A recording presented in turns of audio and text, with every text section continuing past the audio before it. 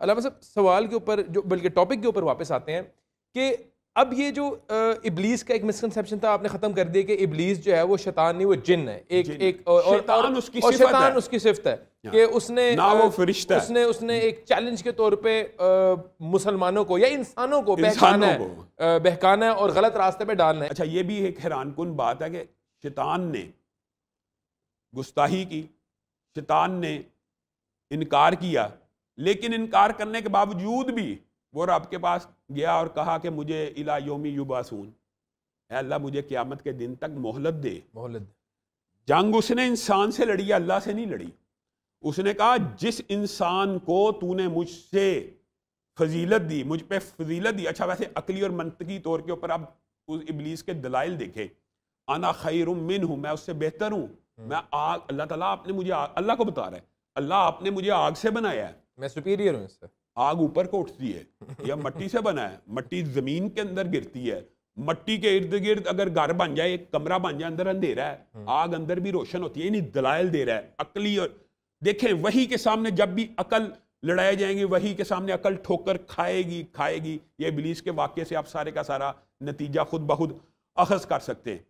اب مجھے ایک بات بتلائیں، اس کی بنیادی جو جنگ ہے وہ آدم کے ساتھ ہے، اس کا حسد آدم کے ساتھ ہے، اس کا حسد اولاد آدم کے ساتھ ہے۔ اس نے اللہ کو کہا اللہ تعالیٰ میں ان کے اوپر خواہشات کو، ان کے اوپر مال و دولت کو، ان کی اولاد کو مزین کر کے ایسے گھوڑے دوڑاؤں گا، اگر آپ یہ سمجھتے ہیں یہ میرے سے بہتر ہے، یعنی اللہ کو چیلنج ضرور کیا ہے، جنگ انسان سے لڑے گا۔ صرف اتنے ہی جملے میں چاہتا ہوں اصلاح ہو جائے، اللہ کے ساتھ جنگ نہیں ہے، ہاں لیکن بعض انسان ضرور ایسے ہیں جو اللہ سے بھی جنگ کرتے ہیں، جیسے اللہ تعالیٰ نے کہا سود کھانے والا، اور یہ شیطان واقعی انسان کو اللہ سے جنگ میں، ظاہر اللہ کی جنگ کے ساتھ مبتلا کرتا ہے، شیطانیت ایک وصف ہے، لیکن خود یہ بے ایمان ایسا ہے کہ بدر کے اندر بھی اگر آپ قرآن پڑھیں نا تو کہتا ہے انی اخاف اللہ۔ جب یہ لوگوں کو بہکارا تھا اور ابو جہل کے ساتھ تھا اور کہہ رہا تھا کہ بڑھو آج ہم مسلمانوں کو تہتے کر دیں گے، تو آسمان سے جبریل امین کو اترتا دیکھ کے، میکائیل کو اترتا دیکھ کے اس کے ذہن میں خیال آیا کہ شاید اللہ میری مہلت نہ ختم کر دے۔ انی ارا ما لا ترون، قرآن میں کہتا ہے کہ میں وہ دیکھتا ہوں جو تم نہیں دیکھتے، انی اخاف اللہ، میں اللہ سے ڈرتا ہوں۔